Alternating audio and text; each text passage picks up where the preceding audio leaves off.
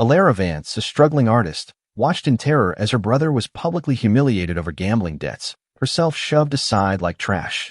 Then the city's enigmatic Shadow King, Julian Thorne, stepped from the shadows, his eyes locking onto a secret portrait of his hidden vulnerability she held. He paid her brother's debt, then claimed Alara as his own, pulling her into his gilded, dangerous world. Her freedom was gone, but her torment was just beginning, or was it her salvation? The scent of stale coffee and desperation clung to Alara Vance's threadbare cardigan like a second skin, a stark contrast to the opulent aroma of lilies and polished mahogany that perpetually perfumed the grand lobby of the Onyx Hotel. Here, amidst the hushed murmur of old money and the soft chink of crystal, Alara was an invisible anchor, a quiet fixture behind her portable easel. Her charcoal-stained fingers moved with a delicate, practiced grace, translating the fleeting expressions of wealthy tourists onto canvas, each stroke a silent prayer for enough cash to buy her another day of precarious peace. At 25, the vibrant dreams of a burgeoning art career had calcified into a dull, aching ache, crushed under the immense, suffocating weight of her brother Leo's gambling debts. Leo? The name was a lead weight in her chest, a constant, low thrum of anxiety that vibrated beneath her ribs. Once, he had been her fierce protector, her boisterous, charming older brother who saw the world in technicolor and believed her art could change it. Now he was a ghost, a hollow-eyed stranger consumed by the insatiable maw of the Viper's Nest, the notorious underground casino lurking beneath the Onyx. And its owner, a creature known only as the Serpent, was less a man and more a predatory shadow, his name whispered with a chilling reverence that sent shivers down Alara's spine. Leo owed him. Bigger than they could ever repay. Every night, Alara returned to the cramped, cold solace of her apartment, a single room perched precariously on the 5th floor of a building that had seen better centuries. The peeling wallpaper seemed to sigh with her own weary breaths. The radiators clanked with a mournful rhythm that echoed her heart. Eviction notices, stark white rectangles, lay crumpled on the chipped laminate counter, silent testament to a debt she couldn't escape. Her landlord, a portly man with eyes like polished stones, had given her one final, chilling warning just this morning. Payment by week's end, Miss Vance, or you'll find your canvases on the pavement. The words had resonated with the bitter taste of ash in her mouth. She tried to push the dread away, to lose herself in the intricate dance of light and shadow on the faces before her. Today, it was an elderly woman, draped in diamonds and indifference, whose pampered poodle sat patiently by her feet. Alara focused on the nuanced curve of the woman's lips, the subtle pride in her faded eyes. Art was her escape, her only truth, but even it felt tainted now, a commodity rather than a passion. Each commission felt less like creation and more like a ransom payment. A tremor ran through her hand, blurring a line, not from cold, but from the knot of fear tightening in her stomach. Leo? He hadn't answered her calls all morning. A bad sign. Always a bad sign. When Leo went silent, it meant he was either hiding, or worse, deep in the clutches of the Serpent. She could still feel the phantom bruise on her arm from last week, a friendly reminder delivered by one of the Serpent's enforcers, a hulking brute named Kale. Tell your brother the interest is due. Kale had growled, his breath smelling of stale cigarettes and something metallic. Alara remembered the glint of his silver tooth, the chilling indifference in his eyes as he'd squeezed her arm, a silent promise of worse to come. The onyx itself, a gleaming monument to excess, felt like a cruel joke. Its polished marble floors reflected the soft glow of 1,000 tiny lights, the air thick with the promise of indulgence. She saw men, formidable and aloof, stride through the lobby, their bespoke suits whispering of power and secrets. They spoke in hushed tones, their laughter echoing with an authority that Alara could only dream of possessing. They were titans, untouched by the petty anxieties that consumed her. She was merely part of the scenery, a fleeting brushstroke in their grand, unfolding lives. Sometimes, late at night, when the hotel was quiet save for the distant hum of machinery and the creak of old wood, Alara would sneak into the deserted ballroom. Its vaulted ceilings soared, chandeliers glittered like captured constellations, and the ghosts of forgotten waltzes seemed to linger in the air. She would close her eyes, her imagination painting vibrant scenes on the empty walls, grand balls, soaring music, her own art displayed for admiration, not commerce. But then the cold reality would seep back in. The scent of cleaning products, the chill of the unheated space, the heavy, suffocating silence of her own solitude. This morning, the despair felt particularly suffocating. The cold had seeped into her bones, even inside the grand lobby. A gust of wind outside rattled the heavy brass doors, carrying with it the faint, metallic tang of rain. Her stomach growled, a quiet protest against the single stale pastry she'd had for breakfast. But physical discomfort paled in comparison to the gnawing anxiety for Leo. He had promised to meet her for lunch. He never missed lunch unless the serpent had tightened his coils. A sudden sharp pain flared in her left hand, where her nail had torn when she frantically cleaned her brushes last night, trying to scrape off every last speck of pigment to save money. The tiny wound pulsed, a microcosm of the larger wounds that plagued her life. Her dreams, her future, her very sense of self, all bleeding away, one slow, agonizing drop at a time. She looked down at the charcoal smudge on her apron, a tiny, dark stain against the faded fabric. It was her uniform now, the badge of her invisible existence. As the morning wore on, her worry for Leo deepened into a cold certainty. He was in trouble. The kind of trouble she couldn't sketch away, couldn't reason with, couldn't run from. The kind of trouble only men like the serpent understood. And that thought, that chilling premonition, made the elegant lobby of the Onyx feel less like a temporary sanctuary and more like the antechamber to her own personal hell. She just didn't know yet how close she was to the fire. The rain outside intensified, a relentless drumming against the grand bay windows of the Onyx, mirroring the frantic rhythm of Alara's heart. She sought refuge in a secluded alcove near a cascading indoor fountain, the soft gurgle of water a feeble attempt to drown out the gnawing dread for Leo. Her sketchbook, a worn leather-bound sanctuary, lay open on her lap. She hadn't meant to capture him. Not really. But then he had appeared. Julian Thorne, the Shadow King.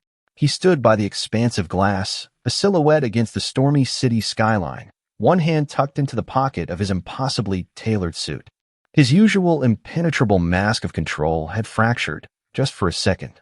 His jaw, typically chiseled from granite, was subtly slackened. His eyes, usually cold, held a distant, almost melancholic glint as they surveyed the tumultuous urban sprawl. It was a fleeting, raw moment of vulnerability that pulled at Alara's artistic soul, a glimpse beneath the formidable facade she knew. She had seen him pass through the lobby countless times, a figure of silent, dangerous power, his presence a palpable ripple in the air. But never like this. Never so unguarded. Her charcoal stick, a familiar extension of her will, moved with an urgency she rarely permitted herself during commission work. She captured the subtle slump of his shoulders, the tension in his untouched profile, the way the light from the city fractured across the severe planes of his face, hinting at a weariness she couldn't fathom. He was a paradox, a man carved from ice, yet capable of such unexpected softness in a private moment. The intrigue was almost painful. She felt a dangerous thrill, a forbidden intimacy in this act of clandestine observation. What secrets did a man like Julian Thorne carry beneath that impeccable exterior? The thought, fleeting and electric, sent a shiver down her spine. The air around him seemed to hum with suppressed power, a silent, dangerous energy that both fascinated and terrified her. A sudden jarring shout ripped through the hushed elegance of the lobby, shattering the delicate bubble of Alara's concentration. Her hand jumped, leaving a jagged line across Julian's sculpted cheek in her sketch. Her head snapped up, her eyes wide with a familiar, sickening dread. Leo? He was being dragged across the polished marble floor by two burly men, their suits straining over thick biceps, their faces grim. One of them, a mountainous brute with a silver tooth glinting ominously, was Kale. The serpent's enforcers. Leo's face was pale, his eyes wide with a mixture of terror and shame. He stumbled, his expensive watch clattering against the marble, its ticking suddenly deafening in the otherwise stunned silence. Leo. Alara cried out, her voice a thin, reedy sound lost amidst the sudden commotion. She scrambled to her feet, her sketchbook clutched against her chest, the half-finished portrait of Julian pressing against her, a silent accusation. Dignified hotel guests, who seconds ago had been sipping champagne and discussing stock portfolios, now stared, their expressions ranging from mild annoyance to outright disgust. This wasn't part of the Onyx's curated luxury. Where's the money you're at? Kale snarled, his voice a devastating rumble that vibrated through the floor. He tightened his grip on Leo's arm, twisting it sharply. Leo let out a small gasp of pain. I don't have it, Kale, please. Leo stammered, his eyes darting wildly, finally locking onto Alara's. In that moment, she saw the desperation, the pure, unadulterated fear that mirrored her own. "Please, give him time. He'll get it," Alara pleaded, pushing past a startled bellhop. Her legs felt like jelly, but her resolve, fueled by a primal need to protect her brother, propelled her forward. She reached for Leo, her fingers brushing against the rough fabric of his jacket. "Get back, girlie," the other enforcer growled, his hand roughly pushing Alara away. She stumbled backward, nearly falling, the impact jarring her to the bone. Her sketchbook flew from her grasp, skidding across the polished marble, landing face down near the fountain. A small, horrified gasp escaped her lips. The humiliation burned, a hot, searing flush that crept up her neck and stained her cheeks. She was utterly, helplessly exposed. The lobby, though filled with people, felt suddenly silent, the air thick with tension. The only sound was the incessant drumming of the rain outside and the frantic, shallow breaths tearing from Alara's lungs. Tears welled in her eyes, not just for Leo's plight, but for her own utter powerlessness. She was invisible, inconsequential, easily dismissed. It was then, as Alara struggled to regain her footing, that a new silence descended, colder and more absolute than before. Presence. Julian Thorne had emerged from the shadows near the windows. He moved with a predatory grace, his gaze sharp and immaculate, sweeping over the chaotic scene. There was no surprise, no emotion etched on his perfect features, only a chilling, analytical assessment. He registered the two enforcers, Leo's terrified face and Alara, disheveled and trembling at the periphery. For a long, agonizing moment, his eyes, dark and unreadable, met hers. In them she saw a flicker of something she couldn't quite decipher, not pity, but perhaps a grudging recognition. It lay open, face up, where it had landed. The unfinished portrait of him, Julian Thorne, with that rare, almost painful vulnerability captured forever in charcoal, was exposed to the harsh, public light. A jolt, sharp and electric, shot through Alara. He saw it. He saw it. The intimate, forbidden glimpse she had stolen. The blood drained from her face, leaving her colder than the rain outside. She wanted to disappear, to melt into the marble, to cease to exist. A profound wave of shame, mingled with a new, terrifying fear, washed over her. She had invaded his privacy, revealed a hidden facet of the untouchable Shadow King. What would he do? Julian Thorne took a slow, deliberate step forward. Then another. His eyes, now colder than ever, lifted from the sketch to Alara, then to Cale and his associate, who had frozen mid-action. The air crackled with unspoken threats. "You're making a spectacle?" Julian's voice cut through the heavy silence, low and resonant, carrying an undeniable weight of authority. It wasn't loud, but it commanded attention, silencing every last whisper, every held breath. The two enforcers visibly stiffened. Even the Serpent's men understood the unspoken hierarchy. Cale, despite his bulk, seemed to shrink under Julian's unwavering gaze. "Just collecting what's owed, Mr. Thorne," he mumbled, a defensive edge to his voice. Julian ignored him, his eyes still locked on Alara, a curious intensity in their depths. He didn't look at the portrait again, but its image seemed to hang in the air between them, a silent challenge. Then his gaze hardened, sweeping back to Cale, a palpable chill emanating from him. "Let go of the boy," Julian stated, his voice devoid of any inflection, yet loaded with a lethal promise. "And step away from the girl." Cale hesitated, glancing at Leo, then at his partner, clearly caught between loyalty to the Serpent and the terrifying presence of Julian Thorne. The tension was suffocating. Julian took another step, closer to them, closer to Alara. The sheer force of his presence was overwhelming, a physical pressure that pushed against her. He radiated an aura of absolute power, a dangerous, unspoken threat that promised dire consequences for any defiance. "I said," Julian repeated, his voice dropping to a near whisper that was somehow more terrifying than a shout. "Let go."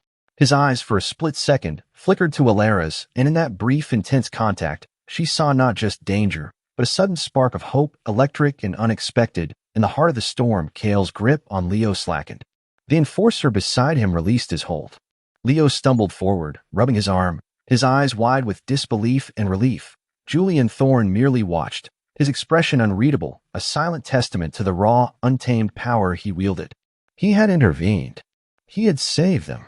But Alara knew, with a certainty that chilled her to the bone, that this wasn't an act of charity. This was a claim, a statement. And as his cold, calculating gaze finally returned to her, lingering on the exposed portrait, She realized she had just become his. The Shadow King had seen her, and now he wanted something. What it was, she had no idea, but the implications were terrifying. The silence that followed Julian Thorne's terse command was absolute, thick with a tension that hummed like a taut violin string. Cale and his associate, though clearly seething, released Leo, their eyes darting between their defeated prey and the chillingly impassive figure of Julian Thorne. Alara watched, breath caught in her throat, as Julian pulled out a sleek, black wallet from his inner jacket pocket, its leather smelling faintly of expensive cologne and power. He extracted a stack of crisp hundreds, counting them with deliberate slowness, each rustle of paper a resounding statement in the hushed lobby.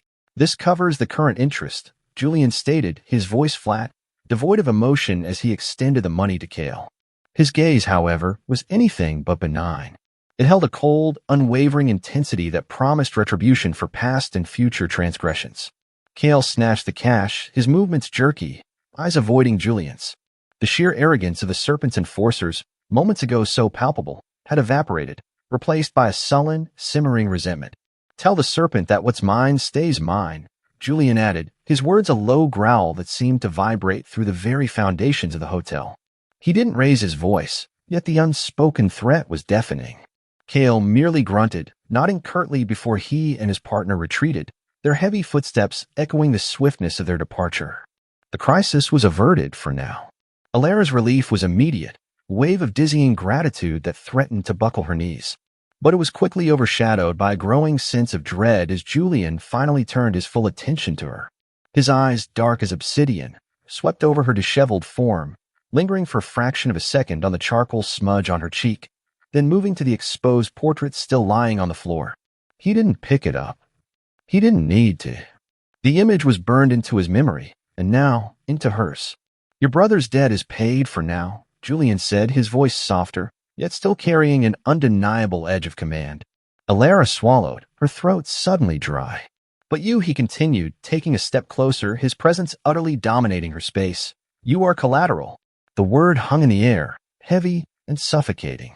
Collateral? Pawn? Bargaining chip. Alara felt a fresh wave of humiliation, searing and potent. She had traded one cage for another, one debt for another. Her heart, which had just moments ago swelled with relief, now pounded with a furious, trapped beat. "What do you mean?" she managed to whisper, her voice trembling. A tremor ran through her, a mixture of apprehension and a nascent, fierce anger. She was not an object to be traded, a thing to be owned. Julian merely inclined his head, a gesture of dismissive authority. "You will come with me. You will work for me. Exclusively." He looked at her then, truly looked at her, his gaze piercing, possessive. "And you will pay for no one else." Before Alara could formulate a protest, a tall, impeccably dressed man, his dark suit as sharp as Julian's, appeared at Julian's side. This was Marco, Julian's right-hand man, a figure of quiet efficiency and unnerving calm. "The car is waiting, Mr. Thorne," Marco stated, his voice smooth and respectful. Alara felt a cold dread settle in her stomach. "Wait. I can't just leave," she protested, her gaze darting frantically around the lobby, searching for an escape, for a friendly face, for anything that could ground her. But the once gawking crowd had dispersed, the hotel resuming its elegant hum, as if the drama had never occurred. She was utterly alone. Julian's eyes narrowed, a subtle shift that conveyed an iron will. "You don't have a choice, Alara. Not anymore." His words, though delivered without aggression, left no room for argument. It was a statement of absolute fact, an unyielding decree, a sleek, black SUV, polished to a mirror sheen, waited outside, its tinted windows reflecting the gray, rainy sky. The driver, a formidable man with a stoic expression, held the door open. Alara felt a strange sense of detachment as Julian, without touching her, simply gestured towards the vehicle. She slid in, the leather seats cool and luxurious beneath her. Julian followed, and Marco took the front passenger seat. The car moved silently, smoothly, slicing through the bustling New York traffic with effortless authority. Alara pressed her forehead against the cool glass, watching the city blur past, a kaleidoscope of lights and rain-streaked buildings. This was it. Her life, once a fragile dance on the edge of poverty, had been abruptly and violently rerouted. She was being swept into Julian Thorne's world, a world of shadows, wealth, and undeniable danger. Her freedom, always tenuous, felt now like a distant, wistful memory. Yet, oddly, a part of her felt a peculiar, guarded curiosity. What would this new existence be like? And why her? The SUV eventually pulled into a discreet, underground garage beneath a towering, anonymous skyscraper. The air here was heavy, smelling of concrete and expensive exhaust fumes. They took a private elevator, its interior a lavish expanse of polished steel and dark wood, whisking them upwards in hushed silence. Alara's ears popped with the ascent, her heart pounding a frantic drumbeat against her ribs. She caught a glimpse of Julian's reflection in the mirrored panel, his profile stark and unyielding. He didn't look at her, yet she felt his awareness, a tangible presence that enveloped her. The elevator doors opened directly into a vast, sprawling penthouse. It was a testament to unimaginable wealth, a sanctuary of glass and steel perched impossibly high above the city. The view was breathtaking, a glittering tapestry of lights stretching to the horizon, the rain-slicked towers appearing like distant, ethereal giants. Yet, despite the sheer grandeur, Alara felt a chill. The space felt sterile, immaculate, and strangely empty, reflecting the man who owned it. "This will be your studio," Julian said, his voice cutting through the silent awe that had settled over her. He gestured towards a magnificent, sun-drenched space, one entire wall a seamless expanse of glass. It was equipped with every conceivable artistic luxury, canvases of every size, an array of paints that glittered like jewels, brushes fanned out like exotic feathers, and a custom-built easel that looked like a work of art itself. A wide, comfortable chair sat before it, beckoning. Alara walked slowly into the room, her bare apartment suddenly feeling a million miles away. It was a dream studio, the kind she had only dared to imagine. Yet, the air felt heavy, laden with unspoken expectations. It was a beautiful cage, a trap of silk and gold. "Your old supplies have been collected and will be brought up," Julian continued, his voice echoing in the vast space. "Anything else you require, you will inform Marco." He walked towards a large, imposing desk made of dark polished wood that dominated the center of the room. He picked up a small, sleek tablet. "You will paint for me. Portraits, landscapes, whatever I commission." His eyes, cold and direct, met hers. "And you will not leave this penthouse without my explicit permission or without an escort arranged by Marco." Alara's breath hitched. "Ah, I'm a prisoner." The resentment flared, hot and defiant. Julian merely raised an eyebrow, a subtle arch that conveyed both dismissal and unwavering authority. "You are protected, and you are mine to command. You chose this when you allowed your brother to accrue such a debt." His words cut deep, leaving her feeling utterly exposed and helpless. "Your brother will be sent to a facility. His location will be discreet. He will not be a liability to either of us again." A knot tightened in Alara's stomach. Leo? Even his fate was now in Julian's hands. She felt a profound sense of conflict, the overwhelming desire for her freedom warring with the undeniable truth of her precarious situation. She was safe, yes, but at what cost? As Julian turned back to his tablet, Marco re-entered the studio, carrying a tray with 2 glasses of chilled water and a small, exquisite plate of macarons. He set them down silently, his movements precise. Alara noticed the discreet earpiece in his ear, the subtle bulge under his jacket, hinting at a firearm. This wasn't just a penthouse. It was a fortress, and Julian Thorne was its king. And she, Alara realized with a sinking heart, was now firmly entrenched within his dangerous kingdom. Marco's presence, the quiet efficiency of his movements, the almost undetectable click of a hidden lock somewhere in the distance, it all spoke of a world far removed from her struggling artist's life, a world where unspoken commands were absolute and power flowed like a dark river. She looked out at the sprawling city, a glittering, indifferent beast outside her gilded cage. She was trapped, undeniably so. Yet, as her gaze drifted back to Julian, silhouetted against the light, a strange, unsettling paradox settled over her. In the suffocating embrace of his control, she felt, for the first time in a very long time, a bizarre, dangerous sense of safety. The pristine, sun-drenched studio in Julian Thorne's penthouse became Alara's gilded cage. Days bled into weeks, each one a paradoxical blend of artistic fulfillment and profound confinement. She began the official portrait of Julian, a canvas almost as imposing as the man himself. It was a daunting task, requiring hours of intense observation, forcing her into an intimacy with him she hadn't anticipated. Her days now revolved around Julian's unpredictable schedule. Sometimes he would sit for hours, a still, formidable presence in his custom-made armchair, gazing out at the cityscape, seemingly lost in thought. Other times, he would stride in, grant her a fleeting glance, then disappear into his inner sanctum, leaving her to work from memory and the ghostly impressions he left in the air.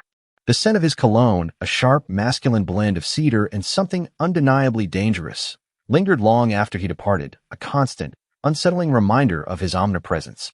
Alara found herself dissecting him with every brushstroke. The precise line of his jaw, the subtle, almost imperceptible tension in his shoulders even at rest, the way his dark eyes, when they did meet hers, seemed to pierce through her carefully constructed defenses. He was a puzzle she was compelled to solve, a landscape of hidden contours and unexpected depths. She tried to capture the Shadow King, the ruthless power, but beneath it, she kept finding echoes of that fleeting vulnerability she'd first glimpsed. It frustrated her, intrigued her, and terrified her. The initial resentment at being Julian's collateral hadn't entirely faded, but was slowly, insidiously, being eroded by a different kind of confusion. His care, though indirect and often unspoken, was undeniably present. Gourmet meals prepared by an unseen chef appeared precisely on time, each dish a culinary masterpiece tailored, she suspected, to some obscure preference he'd noted. Her art supplies were replenished before she even realized she was low. An endless array of premium charcoals, vibrant oil paints, and the finest canvases arriving as if by magic. Marco, ever the silent sentinel, would sometimes deliver a steaming mug of her favorite Earl Grey tea to her easel, his expression as impassive as stone, yet the gesture was undeniable. One evening, lost in a particularly challenging section of Julian's portrait, Alara had forgotten to eat. Julian, emerging from his office, found her hunched over the canvas, her stomach grumbling faintly in the quiet. He didn't say a word. He simply gestured to Marco, and minutes later, a warm, perfectly cooked salmon with roasted vegetables appeared on a small table beside her easel. Eat, he had commanded, his voice a low rumble. You cannot create if you starve. It wasn't gentle, not tender, but it was a command laced with an unsettling concern. Alara ate, a knot of confusion forming in her chest. This was not the treatment of a prisoner. Or was it? Was this how a powerful man nurtured his prized possessions? The apartment, despite its vastness, felt strangely intimate. There were no other staff visible beyond Marco and the occasional fleeting presence of cleaners. It was just her and Julian, often separated by walls, but always connected by the unspoken awareness of each other's presence. Alara would sometimes hear the low murmur of his Italian conversations drifting from his office, the sharp, decisive clicks of his keyboard, the rustle of papers. It was the rhythm of his dangerous world, and she was an unwilling participant. The proximity, the constant low hum of his presence, slowly ignited a forbidden attraction within her. During sittings, their eyes would meet, and a jolt, sharp and electric, would pass between them. It wasn't always anger or command in his gaze. Sometimes, it was a piercing intensity, a depth that hinted at suppressed emotions. Once, as she leaned over to adjust the lighting, her hand brushed against his arm. The contact was fleeting, barely there, yet it felt like a brand. His skin was warm, firm, and for a split second, she felt a tremor beneath his expensive fabric. Her breath hitched, a small, involuntary gasp. Julian didn't flinch. His gaze remained locked on hers, dark and unreadable, but the air around them thickened, charged with an undeniable magnetic tension. Alara's internal world became a battlefield. Her artistic mind, trained to seek beauty and truth, was captivated by Julian's complex allure. Her body, despite her fear and resentment, responded to his raw masculinity, the sheer power he exuded. This confusion was suffocating. How could she be drawn to the man who held her captive, who had snatched away her meager semblance of freedom? Yet every time he looked at her with that intense, focused gaze, every time he unknowingly brushed past her, sending a shiver down her spine, a desperate, dangerous yearning ignited. She found herself watching him, not just for the portrait, but because she wanted to. Julian, Alara quickly realized, was a master of subtle manipulation, of testing boundaries. He would linger a moment too long when Marco presented her with new art supplies, his gaze flicking between her face and the fresh canvases, a silent question in his eyes. He would sometimes choose to sit closer than strictly necessary for the portrait, the warmth of his body radiating towards her, making her heart pound a frantic rhythm against her ribs. One afternoon, as she painstakingly worked on the intricate details of his silk tie, Julian stood up and walked to the easel, peering over her shoulder. His proximity was sudden, startling. Alara inhaled sharply, the sharp scent of his cologne filling her senses, his presence utterly consuming. She could feel the heat radiating from his chest, the subtle shift of his jacket as he moved. "You've missed a line," he murmured, his voice the low, intimate rumble directly beside her ear, sending shivers down her neck. His finger, long and lean, reached out and gently, deliberately, traced a barely visible imperfection on the canvas, a mere hair's breadth from her own trembling hand. His touch was light, but it felt like a brand, a slow, burning friction against her skin. Alara froze, her brush hovering. Her pulse leaped, hammering against her temples. It was a simple observation, a minimal touch, yet the unspoken implication, the sheer audacity of his closeness, was a powerful, provocative test. "Ah, I can fix it," she whispered, her voice barely audible, struggling to regain her composure. She could feel the flush creeping up her neck, staining her cheeks. Julian merely hummed, low, satisfied sound that vibrated through the air. He didn't move away immediately. His gaze dropped from the canvas to her face, then to her lips, lingering there for a beat too long before finally lifting. The intensity in his eyes was almost unbearable, a silent question that made her stomach clench with an exquisite mixture of fear and excitement. "Good," he said, his voice husky. Then, just as suddenly as he had appeared, he stepped back, leaving her trembling, breathless, and utterly undone.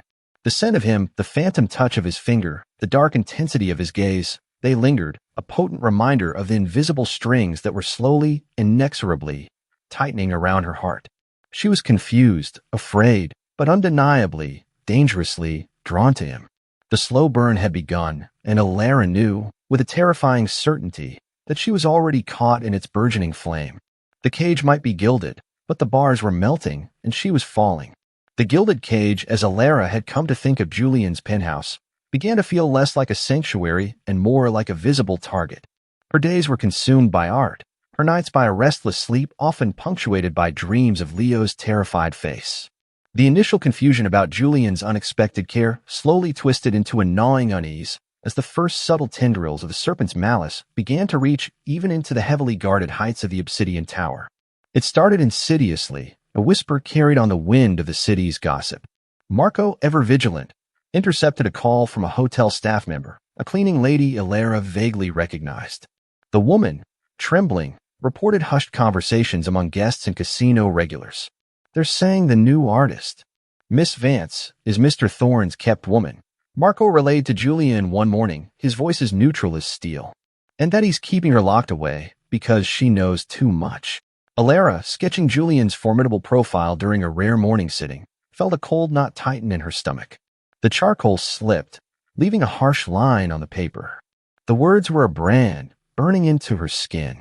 Kept woman. Locked away. The serpent was weaving his poisonous narrative, turning Julian's possessive protection into something sordid and demeaning. She glanced at Julian, but his expression remained unreadable, his eyes fixed on the distant skyline. Yet she felt a subtle shift in the air, a sharpening of his already potent aura. The silence in the studio became heavier, laden with an unspoken threat. Then came the accidents. One afternoon, a package of her favorite imported charcoals arrived, but the delicate sticks were deliberately snapped in half inside the box. Another time, the exquisite aroma of freshly brewed coffee that Marco always brought her was tainted, replaced by a bitter, metallic taste that made her gag. These were minor, almost imperceptible acts of sabotage, yet they were potent in their symbolism. They were the serpent's way of saying, "I can reach you even here." Alara's frustration mounted, a frantic flutter against the bars of her opulent prison. She yearned for control, for the ability to fight back. "I need to talk to Leo," she declared one morning to Marco, her voice laced with a desperation she usually suppressed. "I need to know he's okay. These things, they're because of him, aren't they?" Marco, standing impassively by the studio door, merely shook his head. "Mr. Thorne has arranged for Mr. Vance's care. His privacy is paramount for his recovery." His words were a polite wall, impenetrable and unyielding. The sheer helplessness of her situation was suffocating. She was protected, yes, but at the cost of being utterly disempowered. Julian, though rarely speaking of these incidents, was aware. His watchful gaze intensified. He would sometimes catch her looking out the panoramic windows, a wistful, almost desperate expression on her face. He didn't question her, but his jaw would tighten, a muscle flexing almost imperceptibly. His silence was not indifference. It was a simmering, controlled rage, slowly reaching its boiling point. Her attempts to exert any form of self-determination were met with the same unyielding steel. One evening, after a particularly unsettling dream of Leo in peril, Alara tried to download a news app to her tablet, hoping to find any information about the serpent or the casino. The screen immediately flashed access denied. Unauthorized network activity detected. Within minutes, Marco appeared at her door, a sleek, new, encrypted phone in his hand. Mr. Thorne requests you use this for all external communications, he stated, his eyes dark and unreadable, conveying the absolute finality of the command. Her previous tablet was gone, silently replaced. The message was clear. Her world was entirely curated by Julian. The true escalation came when a small, unmarked package was delivered to the penthouse. It wasn't intercepted by Marco. It was left by a new, unfamiliar courier, a young man who bypassed the usual security protocols with an unnerving ease, delivering it directly to the studio door. Alara, alone in the penthouse at the time, hesitated, her heart hammering against her ribs. She called Marco on the intercom, her voice trembling. He arrived within seconds, Julian a dark shadow right behind him. The air in the studio grew cold, heavy with a palpable sense of danger. Marco gloved, opening the box. Inside lay a single withered black rose, its petals already curling at the edges, and a small, elegantly folded note. Alara felt her blood run cold, her fear for Leo amplifying 1,000-fold. This wasn't just a rumor anymore. This was a direct, chilling message. Julian picked up the note, his movements precise, his face a mask of impenetrable calm. He read it, his eyes narrowing to mere slits. The fragile paper seemed to crackle under the force of his controlled fury. Then, without a word, he crumpled it into a tight ball, his knuckles white. "What does it say?" Alara whispered, her voice barely audible. Her stomach was a cold, tight knot. Julian looked at her then, and for the first time, she saw the raw, untamed storm lurking beneath his composed exterior. His eyes, usually cold, burned with a dangerous, predatory glint. "It says," he enunciated slowly, each word dripping with venom, "that he intends to use your brother to persuade you to return to the casino." A gasp escaped Alara's lips. Persuade. The word chilled her to the bone. It meant torture. It meant death. She felt a wave of dizzying terror, realizing the full, devastating extent of the serpent's cruelty. "No," she whispered, shaking her head frantically. "He can't." "Julian, please." Julian cut her off with a single, sharp gesture. He turned to Marco, his voice a low, lethal murmur. "Find the courier. Find the breach. And send a message back to the serpent. Make it clear that touching what's mine is a declaration of war he cannot win." The temperature in the room seemed to drop another 10 degrees. Marco simply nodded, his face grim, and left the room without another word, his footsteps echoing ominously down the long corridor. Julian turned back to Alara. His anger was a palpable force, a barely contained inferno, but it wasn't directed at her. It was a protective, possessive rage that simultaneously terrified and fascinated her. He walked to her, slowly, deliberately. She instinctively stepped back, her body still trembling from the terror, but his gaze held her captive. He reached out, his hand gently cupping her chin, his thumb stroking her jawline. The touch, though careful, held an undeniable strength, a promise of unyielding resolve. "He overstepped," Julian said, his voice a low growl. "He touched what he shouldn't have. He tried to scare you." His eyes, dark and intense, held hers. Did it work? Alara swallowed, her heart pounding a frantic rhythm against his thumb. "Yes," she whispered, her voice raw. "I'm terrified for Leo." "You shouldn't be," Julian stated, his face hardening, the mask of the Shadow King settling back into place, stronger than before. "Not anymore. Not when I'm involved." He released her chin, his hand dropping. "Marco will handle it. No direct violence against you, Alara. But he will understand the cost of this transgression." And he did. Julian Thorne did not descend into the murky depths of the Viper's nest himself. He did not issue a public challenge. Instead, the next morning, news subtly filtered through the city's whispers, confirmed by frantic phone calls Marco received and dismissed with curt, chilling efficiency. One of the Serpent's most lucrative offshore gambling rings, a seemingly impregnable network, had been quietly, surgically dismantled overnight. Bank accounts frozen, key operatives disappeared without a trace. A critical shipment of illegal goods mysteriously vanished from a supposedly secure dock. No violence. No bodies in the river. Just a systematic, brutal neutering of the serpent's financial lifeline. A display of power so absolute, so complete, that it spoke volumes without a single shot fired. Alara listened to Marco's terse updates, her eyes wide with a terrifying comprehension. This was Julian's world. This was his ruthlessness. He hadn't touched her, but he had struck at the very heart of the serpent's empire, demonstrating his reach and his willingness to utterly devastate anyone who threatened his collateral. She looked at Julian then, sitting calmly at his desk, reviewing documents, utterly detached from the financial ruin he had just wrought. The fear was still there, a cold knot in her stomach, but was now laced with an undeniable, terrifying sense of security. He was dangerous, lethal, and he was protecting her. It was a terrifying comfort, a golden shackle that promised both safety and absolute captivity. She was still trapped, still a pawn, but she was Julian Thorne's pawn. And no one, not even the serpent, dared to touch what belonged to the Shadow King. Her fate was sealed, not by choice, but by the sheer, unyielding force of his will. The question wasn't if she would escape, but rather what would happen next, now that the war had truly begun. The fallout from Julian's silent, devastating strike against the serpent had left the penthouse quieter, yet paradoxically more charged.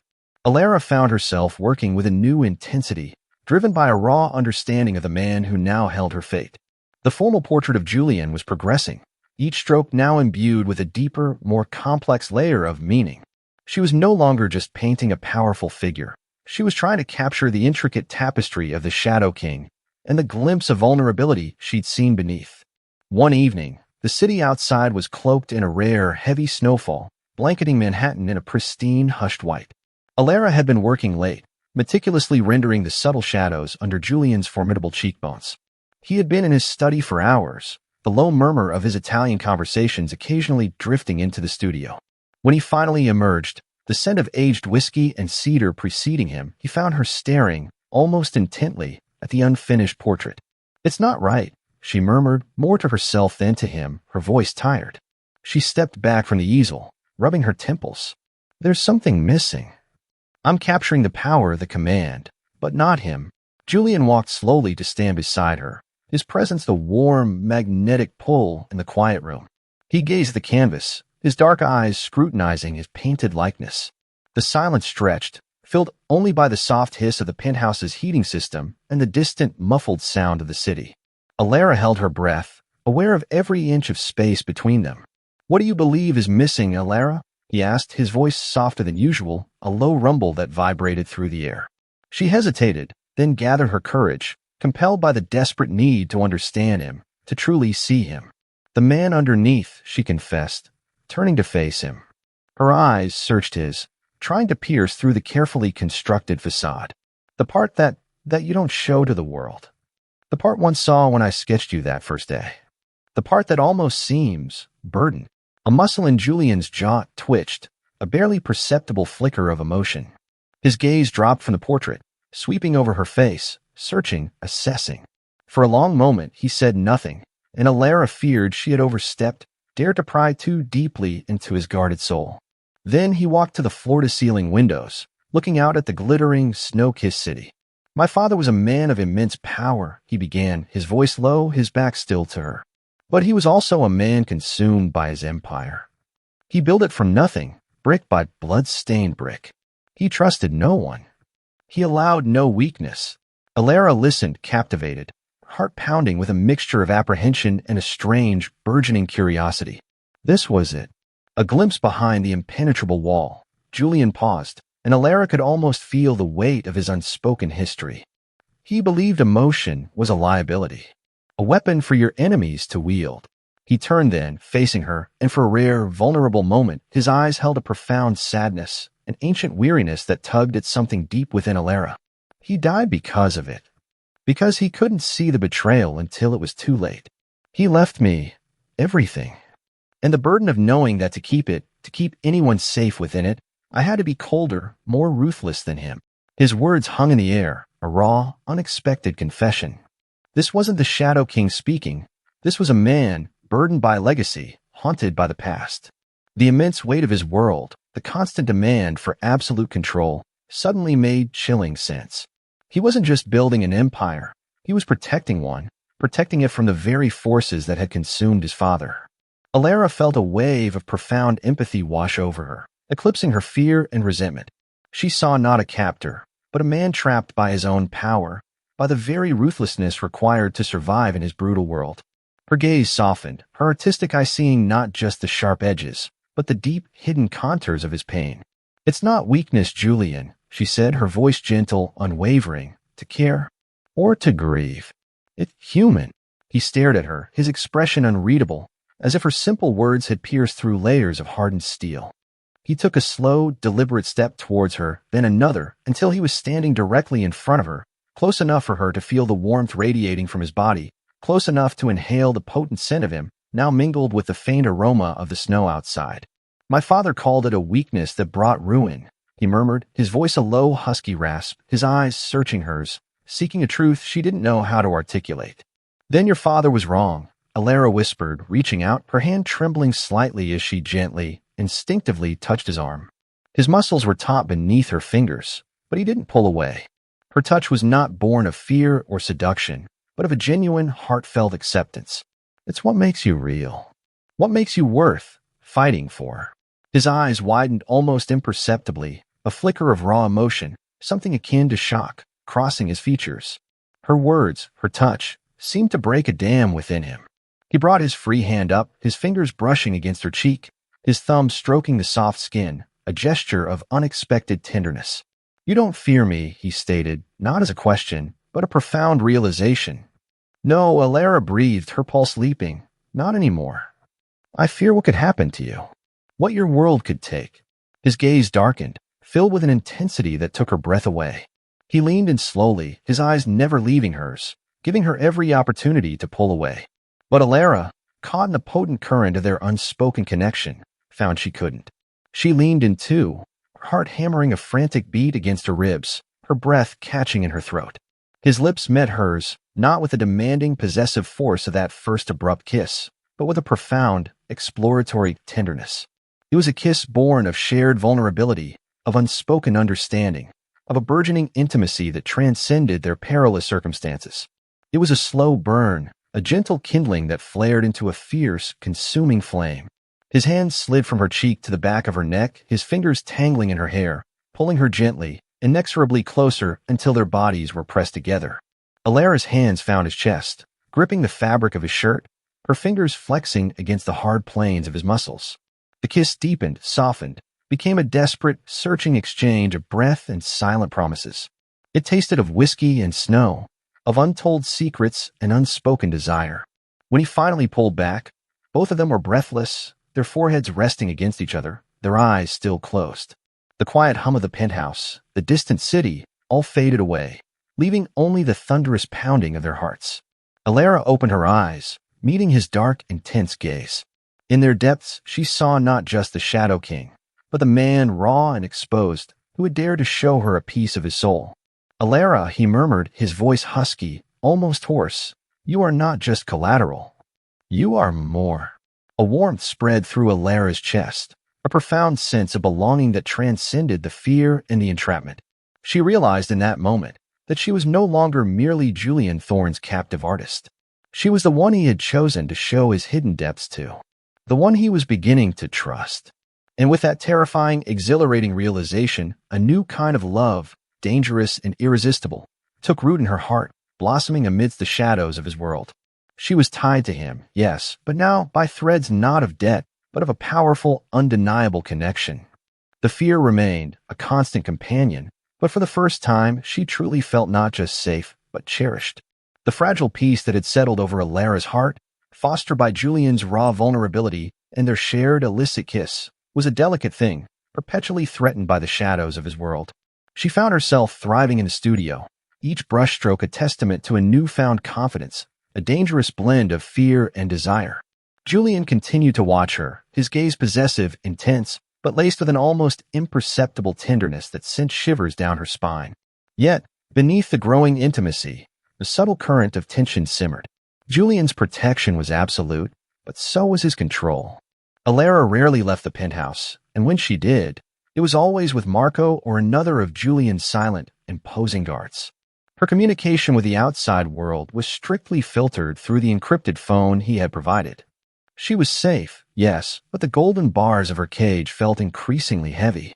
She longed for news of Leo, for confirmation that he was truly safe, truly recovering, not just swept under Julian's rug.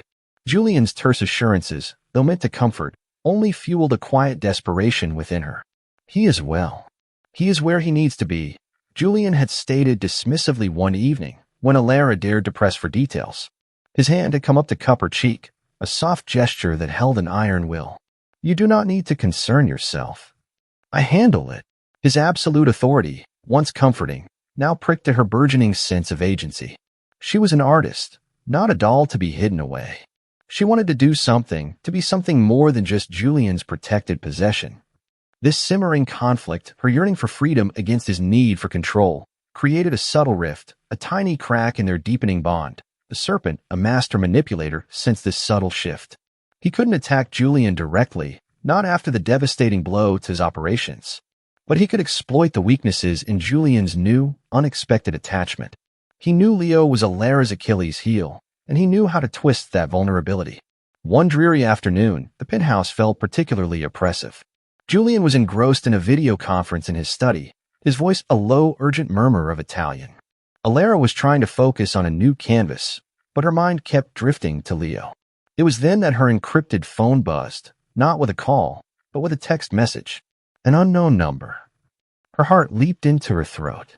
Unknown numbers were forbidden. She hesitated, her finger hovering over the screen, a surge of adrenaline mixing with a defiant curiosity. Julian had given her this phone, but it was her phone, wasn't it? Her fingers, trembling slightly, tapped open the message. The text was brief, chillingly precise. Alara, I'm in trouble. Serpent found me. Need your help. Grand Central, West Entrance, under the clock. Midnight. Alone. Don't tell him. He'll kill me. P.S. They took my meds. They know about our old meeting spot. Ill. It was undeniably Leo's writing style, riddled with panic and a touch of their old, secret language. Our old meeting spot. The clock at Grand Central. A place they'd always met as children, a symbol of safety in their chaotic youth. And the mention of his meds. Leo had been on anxiety medication for years, a fact only Alara knew intimately. But a wave of icy panic washed over Alara, followed by a searing bolt of betrayal from Leo. He was reaching out behind Julian's back. But the plea, the desperation, was too real to ignore. Her brother was in danger, and Julian's ironclad rules, his unwavering protection, felt suddenly suffocating, preventing her from saving the one person she still felt responsible for. She pictured Leo, pale and terrified, exposed to the serpent's cruelty because she was Julian's. A profound sense of guilt settled in her chest. She stood frozen, the phone a block of ice in her hand. Tell Julian? He would be furious. He would see it as a defiance, an act of sheer foolishness. He might punish Leo further, or worse, use him as an example. But not telling him. That meant defying Julian, breaking his absolute rule about not leaving alone. It was a perilous tightrope. Her internal conflict raged, a desperate battle between loyalty, fear, and a burning need to act. He'll kill me if you tell him. Leo's words, whether true or manipulated, echoed in her mind. And Julian, in his terrifying efficiency, would simply handle it, perhaps without a thought for Leo's feelings or Alara's desperate need to save him. This time, she had to do something. For Leo. For her own soul. With a desperate, silent resolve, Alara made her decision. She would go. She had to.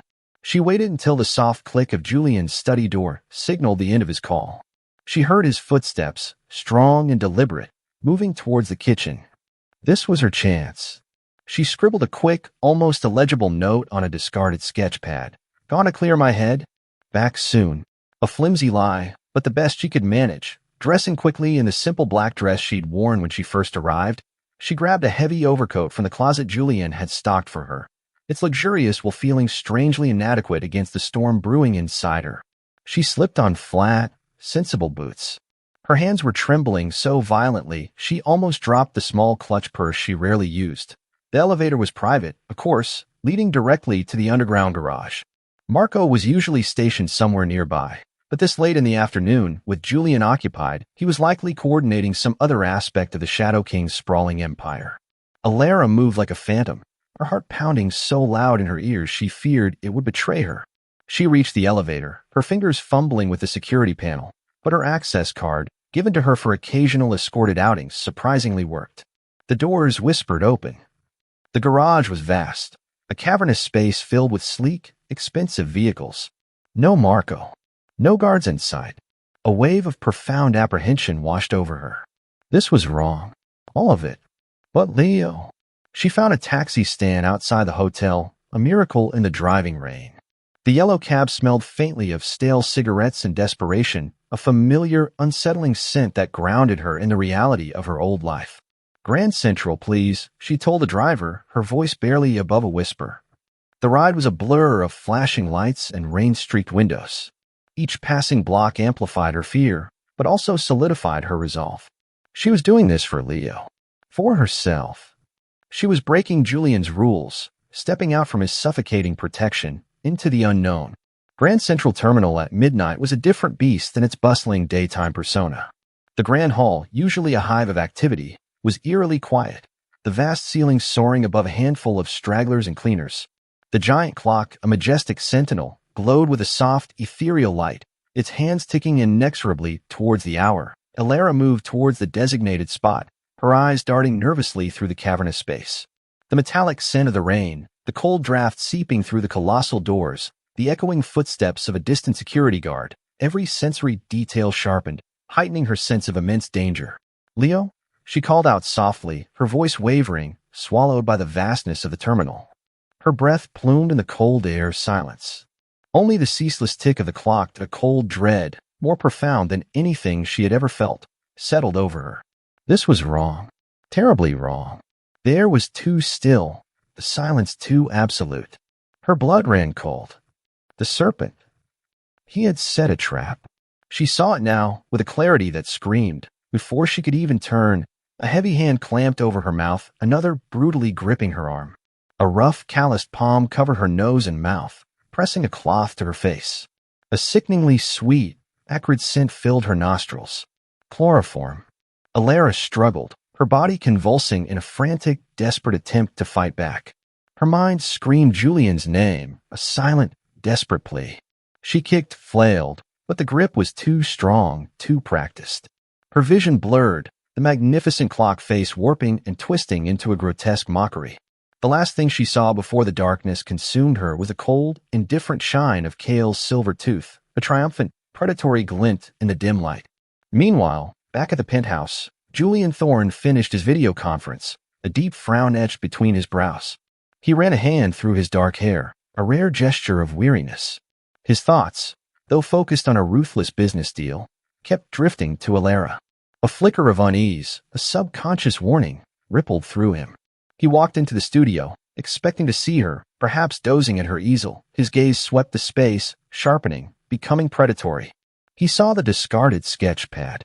His eyes landed on the hastily scrawled note. Gone to clear my head. Back soon. His blood ran cold. Gone. Alone. His orders had been absolute. She never left without an escort. His jaw clenched, a muscle jumping violently. He knew, with a terrifying certainty that ripped through his carefully constructed calm, that this was no simple act of defiance. This was a trap. His trap. Set for his Alara. Marco. Julian's voice, a low, dangerous growl, ripped through the silent penthouse. It echoed with a primal rage, a furious self-reproach. He had let his guard down. He had allowed his emotions, his growing attachment to her, to blind him. He had thought her safe in his gilded cage. He had been a fool. Marco appeared instantly, his face impassive but his eyes wary. Sir. Alara. She's gone. Find her. Julian's voice was sharp, laced with an almost animalistic fury. No. Trace her damn phone. Track every camera. I want her back. And if anyone so much as touched her, his eyes, dark as a winter storm, promised a retribution so complete, so utterly devastating, that the very air in the penthouse seemed to crackle. The Shadow King had awakened, his rage an inferno. He was coming for her, and for anyone who dared to stand in his way. The city night, once a canvas for Alara's artistry, was now a terrifying, suffocating black. She awoke to the metallic tang of stale blood and damp concrete, her head throbbing with a dull, insistent ache. Her wrists were raw, chafed by ropes that bit into her skin, binding her to a rusty metal chair. The air was cold, thick with the scent of decay, and something chemical. She was in a dimly lit, cavernous warehouse, its vastness punctuated by looming shadows and the dripping of unseen water. Dust motes danced in the solitary weak beam of a bare bulb hanging precariously overhead. Fear, cold and absolute, gripped her. This was it. The serpent. He had won. A rough voice broke the silence. Well, well, well. Look what the Shadow King left behind. The serpent emerged from the gloom, his silhouette appearing grotesquely elongated, followed by Kale and two other enforcers. He was a man of medium build, unremarkable save for the cruel glint in his eyes and the predatory sneer that perpetually twisted his lips. He wore an expensive suit, a stark contrast to the squalor of the warehouse, his presence radiating a chilling, calculating menace. Missing your brother, little artist? The serpent chuckled, a dry rasping sound that scraped against Alara's raw nerves. He walked slowly around her, his expensive shoes crunching softly on the dusty floor, each step a deliberate torment. Such a loyal sister. A pity. Loyalty is a weakness in our world. Alara tried to speak, but her throat was dry, her voice a thin, reedy rasp. Where is Leo? The serpent merely smiled, a chilling, humorless baring of teeth. Oh, he served his purpose. A fine little decoy, wouldn't you say? Almost too easy. Julian Thorne is getting soft, keeping pretty little things like you in his cage. He leaned in, his breath foul, his eyes glinting with malicious satisfaction. But cages have openings, don't they? And now, my dear, you're in my cage. Panic, raw and unadulterated, surged through Alara. She tugged frantically at her bindings, the ropes digging deeper, but they held fast. Her mind raced, a whirlwind of terror and desperate longing for Julian, for his terrifying, absolute protection. She had been so foolish. So utterly, arrogantly foolish. What do you want? She choked out, tears stinging her eyes. Revenge, little artist.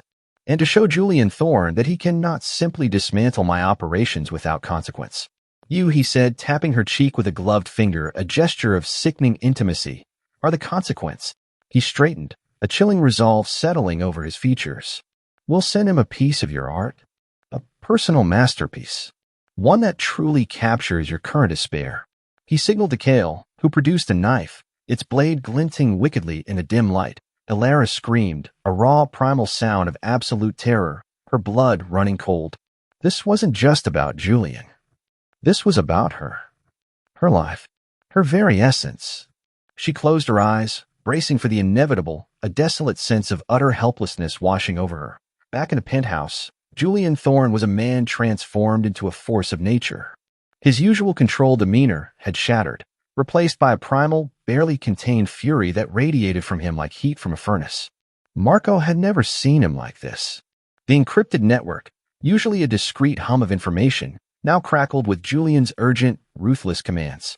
Every camera feed, every satellite, every known contact of the serpent. I want their mother's names, their grandmother's names, their favorite brand of coffee. Julian spat, his voice a low, dangerous growl that promised unimaginable retribution. He stalked the length of his study, a predatory wolf unleashed, his eyes blazing with a terrifying intensity. Find her, Marco. And if a single hair on her head is harmed, I will burn this city to the ground. Starting with the serpent's family tree. Marco, unnerved but utterly efficient, worked with a speed born of years serving the Shadow King. Traced the taxi from Grand Central. Ran facial recognition. She met no one. It was a decoy text, boss. They took her at the terminal. Julian slammed his fist onto the polished mahogany desk, the sound a sharp crack that echoed through the room. The serpent. The arrogant bastard. He used Leo. He knew. Guilt, dark and suffocating, twisted in Julian's gut. He had let his guard down. He had underestimated his enemy, and Alara was paying the price. His longing for her, a desperate, aching void in his chest, fueled his murderous rage. "We have a hit on a warehouse, boss. Old industrial district by the docks. An abandoned fish packing plant. Known serpent hideout," Marco stated, his eyes fixed on the screen, a new location blinking red. Julian didn't hesitate. "Mobilize every available man. I want every entrance secured. No one in, no one out. And I want that warehouse surrounded. Now." His voice was pure, unadulterated command, a terrifying symphony of power and imminent destruction. He grabbed a custom-made Glock from a hidden compartment in his desk, its cold weight familiar in his hand. "I'm going in. Boss, that's two," Marco began, but Julian cut him off with a look that promised instant death. "She is mine, Marco. And no one touches what's mine. Especially not that worm." The convoy of black SUVs moved through the rainy city night with ruthless efficiency, a silent, deadly force. Julian drove his own vehicle, his knuckles white on the steering wheel, his face a mask of grim determination. His mind replayed every moment, every subtle glance, every shared breath with Alara. The way she laughed, the way she smelled of paint and something uniquely her own, the way her eyes lit up when she spoke of art. He was coming for her. And woe betide anyone who stood in his path. They arrived at the warehouse, hulking, dilapidated structure shrouded in mist and rain. Julian's men, a small army of expertly trained operatives, moved with silent precision, securing the perimeter. Julian bypassed them, kicking open a rusted side door with a brutal, single blow. The interior was a murky labyrinth of crates and shadows. Julian moved through it like a predator, his senses heightened, his gun held steady. He heard muffled voices, Alara's terrified whimper. A growl ripped from his throat. He found them in a large, open area. The serpent stood over Alara, who was still tied to the chair, her face streaked with tears, her eyes wide with unadulterated fear. Cale held a knife poised. "Julian Thorne," the serpent sneered, his eyes widening in surprise as Julian emerged from the shadows. "Look what the cat dragged in. Come to watch your little artist scream." Julian didn't answer. His eyes, burning with a ferocious, protective rage, locked onto Alara. Her face, tear-stained and terrified, tore at something primal within him. He saw the raw fear, the profound helplessness, and a wave of overwhelming relief washed over him. Relief that she was still alive, relief that he wasn't too late. "Let her go." Julian's voice was low, guttural, a sound that promised agonizing death. The serpent laughed. "Or what, Shadow King? You'll wave your pretty papers at me? Your bank accounts are safe here, Thorne. This is my domain." Julian raised his gun, his aim steady, precise. He fired, not at the serpent, but at the ancient, rusty chain holding the single bare bulb above them. The bulb exploded, plunging the cavernous warehouse into near-total darkness, illuminated only by the faint glow filtering through grime-streaked windows and the muzzle flash of gunfire. Chaos erupted. Julian moved, a blur of controlled violence. He fired again, hitting Cale in the shoulder, the brute's scream echoing through the dark. He engaged the serpent's other enforcers, his movements fluid, lethal, his gun a silent, deadly extension of his will. He was a storm of focused fury, a force of nature unleashed. "Alara!" he roared, his voice cutting through the din of gunfire and shouts. She cried out his name, a desperate, broken sob. "Julian!" He fought his way towards her, a singular, unwavering focus. One enforcer lunged at him, a glint of metal in his hand. Julian didn't flinch. He disarmed the man with a brutal, swift movement, then slammed his fist into the enforcer's face, a sickening crunch of bone and cartilage. The man crumpled. The serpent, attempting to flee in the chaos, tripped over a loose crate. Julian saw him, a fleeting shadow, desperate for escape. But Julian wasn't done. He reached Alara, his hands moving with astonishing speed, cutting through the ropes that bound her. Her wrists were raw, but free. "Are you hurt?" he demanded, his voice rough with emotion, his eyes scanning her frantically, searching for any sign of injury. "No," she sobbed, burying her face against his chest, her arms clinging to him as if he were her last lifeline. His shirt smelled of smoke and rain, and something uniquely Julian. The sheer overwhelming reality of being in his arms, of being saved, was a profound catharsis. Just then, the serpent, recovering, grabbed a nearby metal pipe and lunged at Julian from behind. Alara screamed a warning. Julian spun, his reflexes honed by years of living on the edge of death. He blocked the blow, his arm taking the brunt of the impact, a grunt of pain escaping his lips. But his rage, far from diminishing, intensified. He disarmed the serpent with a brutal twist, the pipe clattering to the concrete. He didn't use his gun. This was personal. This was the reclamation. Julian Thorne, the Shadow King, unleashed his full, terrifying power. He grabbed the serpent by the throat, slamming him against a grimy pillar. His eyes, dark as midnight, burned with a cold, murderous intent. "You touched what's mine," Julian snarled, his voice a low, terrifying growl that resonated through the cavernous space. "You dared to put your hands on her. You dared to use her. You dared to think you could take her from me." Each word was a punch, a brutal, physical manifestation of his simmering fury. The serpent choked, his face turning purplish, his eyes bulging with terror. "Thorne, please." Julian tightened his grip, his knuckles white. "There is no please in my world for those who touch what's sacred." "She is sacred." His gaze, still burning with an untamed fire, swept to Alara, who watched, awestruck and terrified, as her captor became her terrifying, absolute savior. Just then, Marco and Julian's other men burst into the warehouse, their weapons raised, illuminating the scene with the powerful beams of their flashlights. The remaining enforcers were quickly subdued. Julian held the serpent suspended, his feet dangling uselessly, his eyes fixed on Alara. "This," he stated, his voice a chilling pronouncement to all present, "is what happens when you cross me. This is what happens when you touch my Alara." He looked at the serpent, his face utterly devoid of mercy. "You will regret this for the rest of your miserable, short existence." And with a final, brutal clench of his fist, he sealed the serpent's fate, a silent, terrifying promise of the retribution to come. The Shadow King had reclaimed his queen, and the world would tremble. The return to the penthouse was a blur of motion, a frantic, desperate race against the lingering terror that still clawed at Alara. Julian held her close in the back of the SUV, his arm a steel band around her, his gaze sweeping over her face, searching for any sign of hidden injury. The adrenaline began to recede, leaving her shaking violently, her teeth chattering uncontrollably despite the warmth of Julian's expensive coat draped over her shoulders. The scent of smoke and something metallic clung to him, a chilling reminder of the violence he had just unleashed. Back in the penthouse, the silence was absolute, a stark contrast to the cacophony of the warehouse. Julian led her directly to the grand marble bathroom, its opulent fixtures gleaming under the soft lights. He didn't speak, his jaw still tight, his eyes burning with a fierce, protective intensity. He gently sat her on the edge of the large, claw-footed tub, its porcelain cool against her trembling legs. "Your wrists," he rasped, his voice still rough with suppressed fury.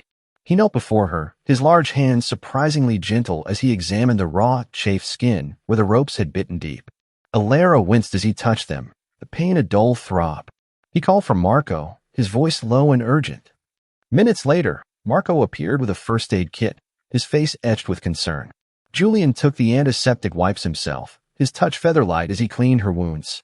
Alara watched him, his dark hair falling across his brow, his concentration absolute.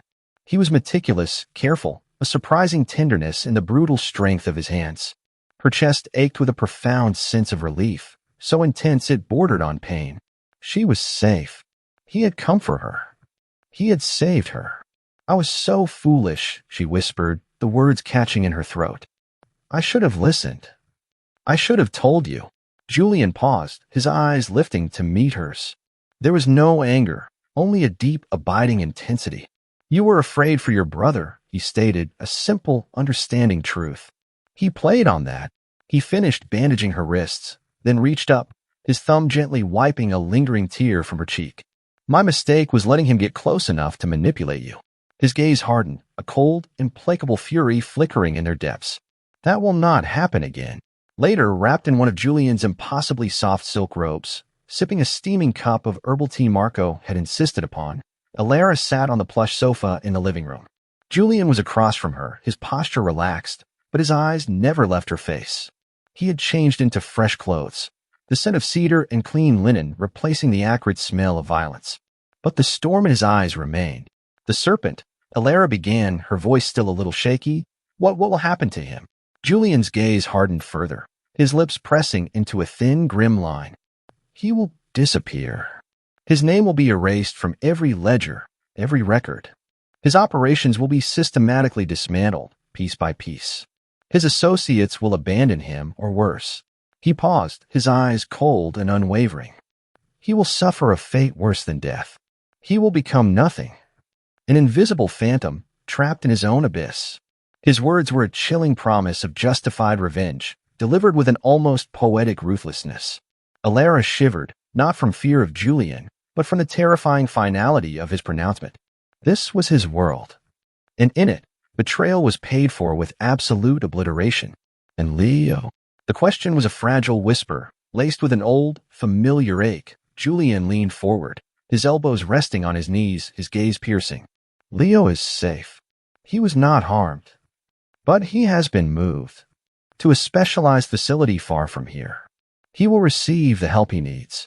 He will no longer be a pawn for others to exploit. His voice held no room for negotiation. He will not be a part of your life again, Alara. Not while you are with me. His presence is a weakness they will always exploit. Alara's breath hitched.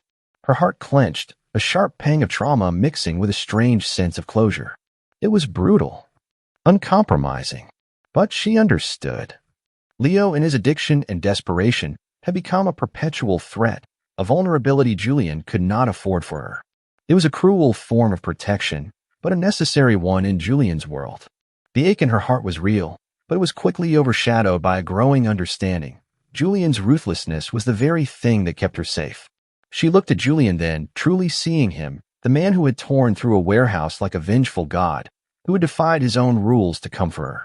The man who had confessed his vulnerability under the cloak of a snowstorm, only to unleash pure, unadulterated violence when she was threatened. I understand, she said, her voice stronger now, imbued with a newfound resolve. I accept. A subtle shift occurred in Julian's expression, the grim set of his jaw softening almost imperceptibly. He reached across the table, taking her hand in his fingers warm and strong, intertwining with hers. You are not just collateral, Alara, he murmured, his gaze intense, a fierce, unconditional love burning in their depths. You are mine, and my protection knows no bounds. Alara squeezed his hand, her gaze unwavering. The fear was still a distant hum, a part of her new reality, but it no longer dominated. It was eclipsed by a profound, almost primal sense of belonging.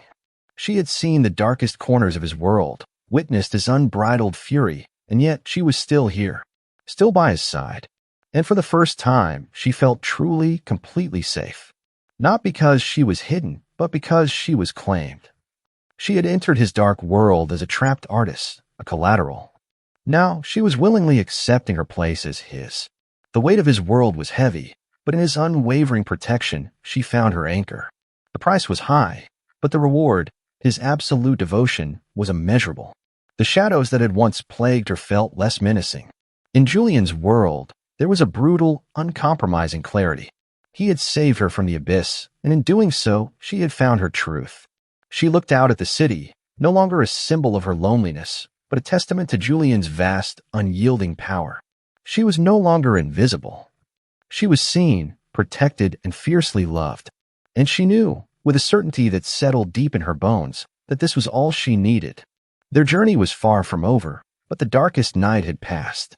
The aftermath was here, and with it, a new, dangerous dawn. Months had passed since that night in the warehouse, months that had reshaped Alara's world and forged her identity anew. The serpent and his crumbling empire were now little more than a whisper, a cautionary tale traded among the city's underworld.